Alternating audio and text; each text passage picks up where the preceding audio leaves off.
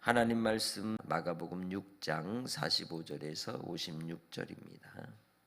예수께서 즉시 제자들을 재촉하사 자기가 무리를 보내는 동안에 배에 타고 앞서 건너편 벳세다로 가게 하시고 무리를 작별하신 후에 기도하러 산으로 가시니라. 저물매 배는 바다 가운데 있고 예수께서는 홀로 무태에 계시다가 바람이 거스름으로 제자들이 힘겹게 노젓는 것을 보시고 밤 사경쯤에 바다 위로 걸어서 그들에게 오사 지나가려고 하심에 제자들이 그가 바다 위로 걸어오심을 보고 유령인가 하여 소리 지르니 그들이 다 예수를 보고 놀람이라. 이에 예수께서 곧 그들에게 말씀하여 이르시되 안심하라 내니 두려워하지 말라 하시고 배에 올라 그들에게 가시니 바람이 그치는지라. 제자들이 마음에 심히 놀라니 이는 그들이 그 떡 떼시던 일을 깨닫지 못하고 도리어 그 마음이 둔하여졌음이러라.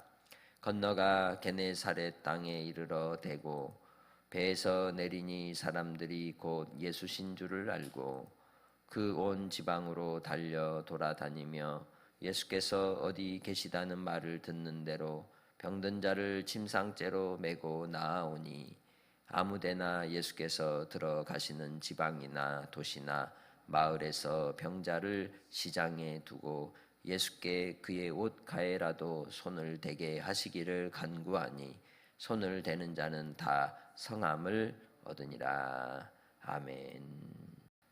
사람은 무언가에 마음을 두고 살아갑니다.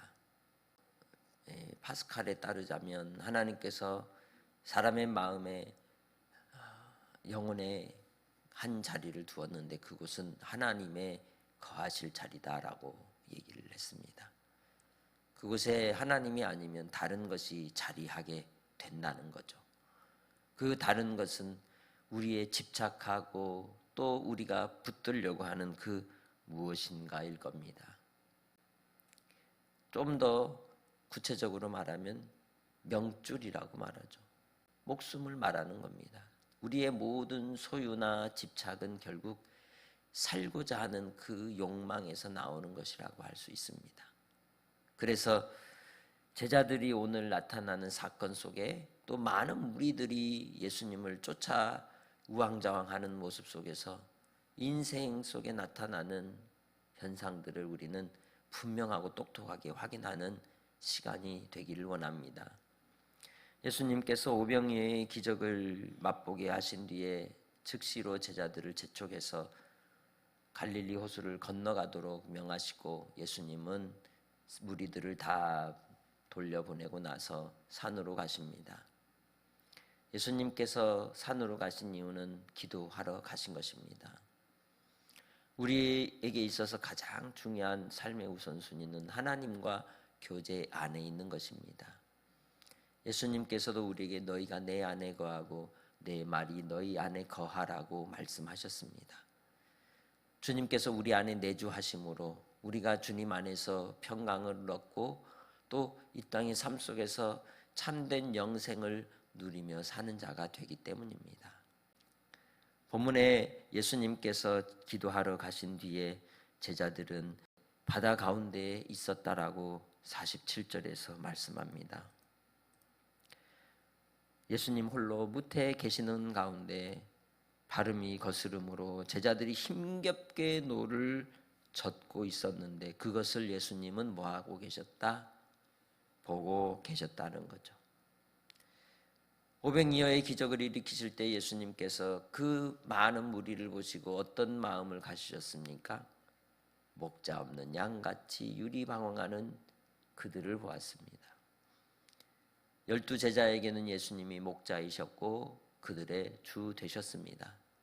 그러나 예수님이 계시지 않는 배 위에서 그들은 불안하였고 두려웠고 무서움과 공포 속에서 힘겹게 노를 젓고 있었던 것입니다. 그런데 그것을 예수님은 보고 계셨습니다. 왜냐하면 주님은 우리의 목자가 되시기 때문입니다. 나의 인생이 나 혼자인 것 같아도 그리고 풍랑과 파도가 넘실대는 그러한 환경과 상황 속에서도 우리가 그리스도 예수 안에서 평강을 잃지 않는 이유는 예수님이 나의 목자이시기 때문입니다. 예수님이 내 안에 계시고 그의 영이신 성령님께서 나를 인도하시고 이끌어 주시기에 주님 안에 있는 자들에게는 흔들리지 않는 마음의 평정심이 언제든지 있는 것입니다. 흔들리고 또한 우리의 마음의 감정의 홍수 상태에 빠지게 되면 제대로 지각을 하지 못하게 되죠. 판단하지 못하게 됩니다. 그래서 49절에 제자들이 예수님이 바다 위로 걸어오시는 모습을 보고 뭐라고 소리를 지릅니까? 유령이 나타났다, 귀신이 나타났다 하고 두려움의 공포가 더 크게 그들에게 닥치는 것을 보게 됩니다. 인생이 그럽니다. 살아가는 많은 사람들이 자기 삶의 환경과 상황 속에서 몰아치는 그 많은 근심, 걱정, 염려거리들 속에 매몰돼 버리면 그것이 모든 걸 다 집어삼킬 것이라고 생각하고 절망하게 되는 겁니다. 그러나 주 예수 안에서 하나님께서는 우리의 목자가 되십니다. 주인이 되어 주십니다. 그 신실하신 하나님이 우리 안에 계시면 결코 흔들리지 않으며 또한 그 쏟아져 들어오던 파도와 물결은 잔잔해지는 줄 믿습니다.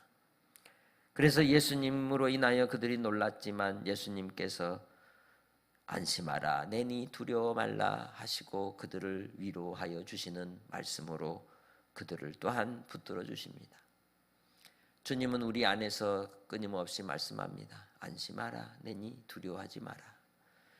정말 예수님이 여러분의 주인이 되십니까? 그렇다면 안심하시길 바랍니다. 두려워하지 마시길 바랍니다.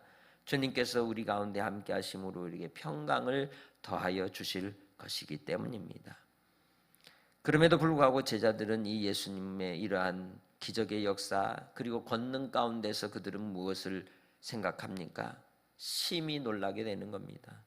그 심히 놀람으로 그들은 오히려 예수님이 어떤 분이신지를 더 깨닫지 못하는 자가 되는 겁니다. 그래서 52절에 떡 떼시던 일을 깨닫지 못하고 도리어 그 마음이 둔하여졌다라고 얘기하고 있는 거죠. 더 무디어졌다는 거죠.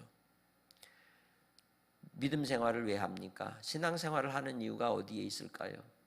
그저 흥분된 상태로 살아가는 게 참된 신앙일까요? 날마다 기쁨만 있는 게 신앙일까요? 날마다 즐거운 일만 있는 것이 신앙일까요?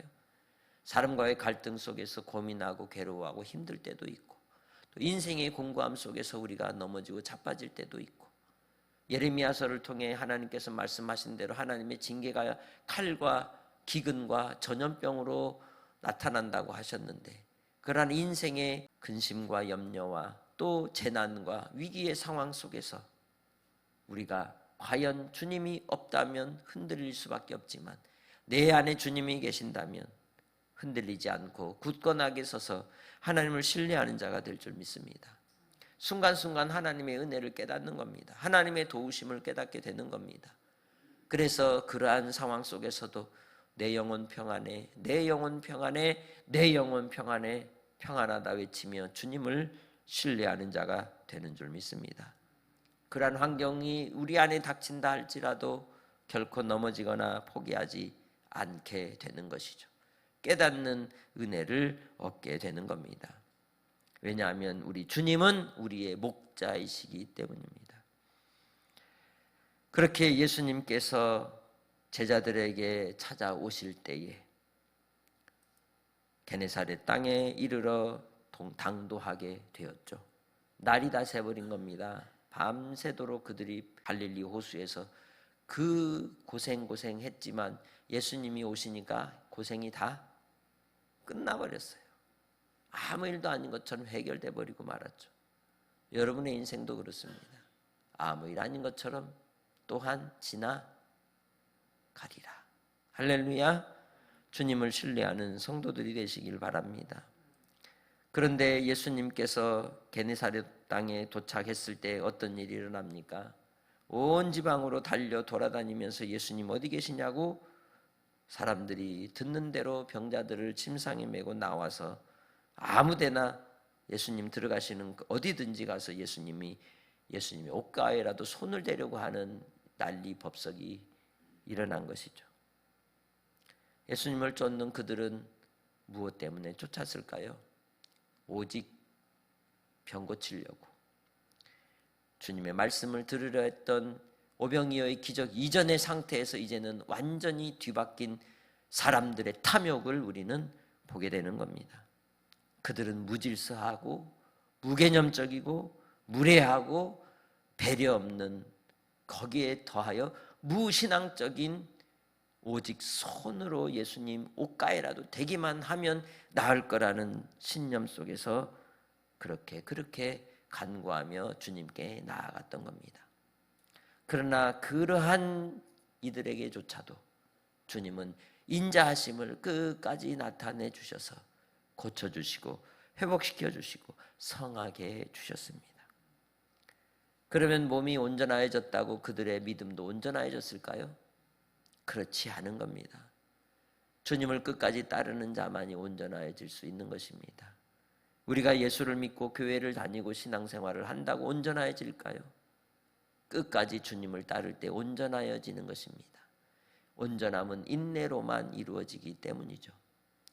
제자들이 이 갈릴리 호수 위에서 그 신음하고 또한 두려움과 공포 속에 스트레스를 받고 지금으로 말하자면 트라우마가 생겼단 말이에요.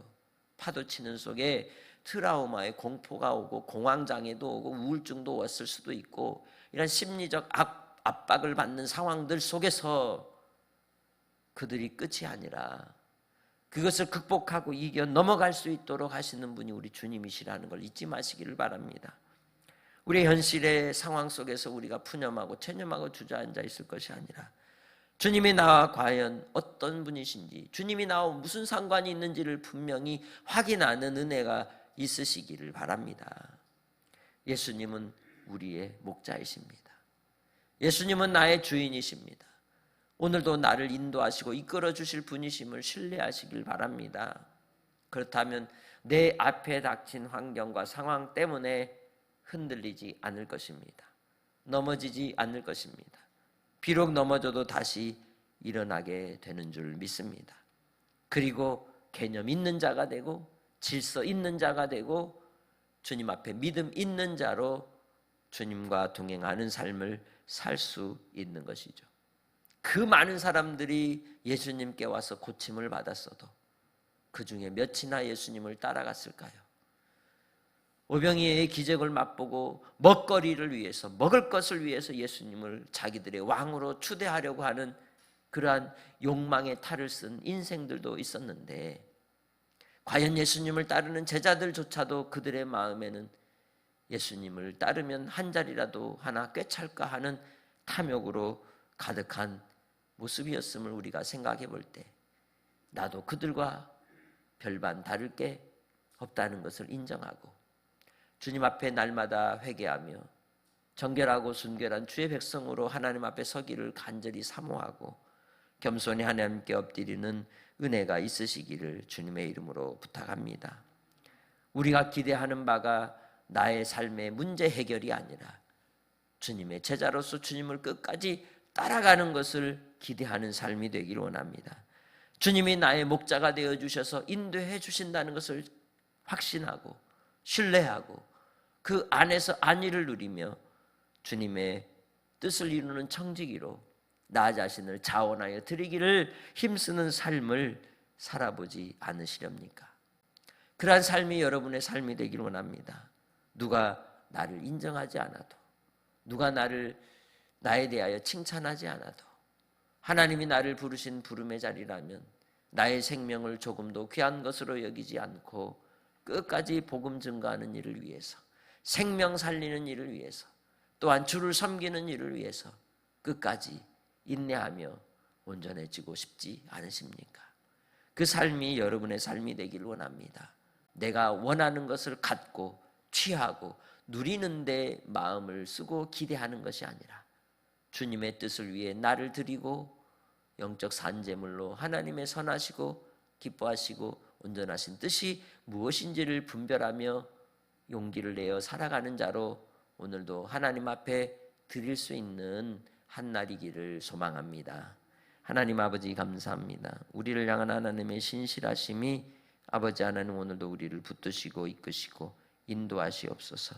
참으로 하나님의 백성으로 주님의 자녀로 부름을 입고 살아가는 그 은혜의 감격 속에 주님이 내 안에 계시기에 주님과 교제하며 주님이 나의 목자가 되시고 나를 인도해 주시기에 언제든지 주님 안에서 평강을 잃지 않고 살게 하옵소서.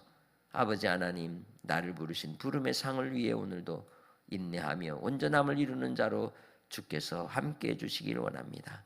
사랑하는 주의 백성들, 질병 가운데 경제적 환경의 어려움 속에서 또 인간관계의 깨어짐 속에서 집착에 빠지지 않게 하시고 주님을 붙들게 하시고 주님 안에 우리의 내려놓음을 통해 참된 영혼의 자유를 얻는 백성들이 되게 하시고 그 자유를 통하여 하나님의 종으로 살게 하옵소서. 오늘도 주님이 허락하신 한날을 감사하며 예수님의 이름으로 기도합니다. 아멘.